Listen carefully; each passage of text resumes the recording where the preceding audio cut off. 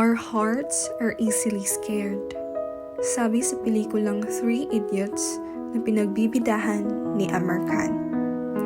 Totoo, minsan isang bulong lang ng takot at parang nandidilim na ang ating paligid.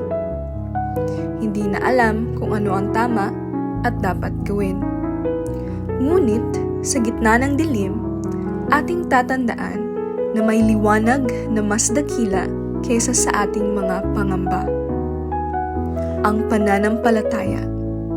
Sa pananampalataya, natututo tayong magtiwala kahit hindi natin nakikita ang dulo ng patutunguhan nito.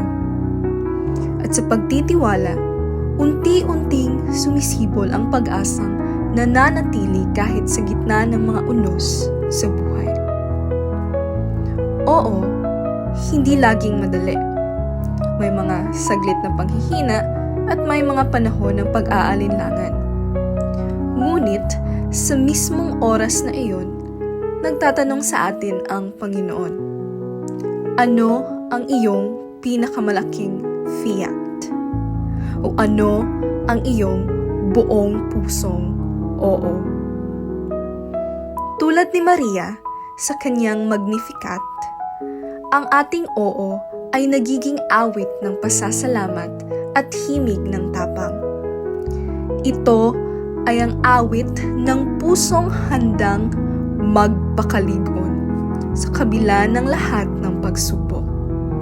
At sa huli, kapag natutunan nating magpakatatag at buong pusong sabihin ng oo sa Kanya, wala nang takot na kayang sumupil sa liwanag na ating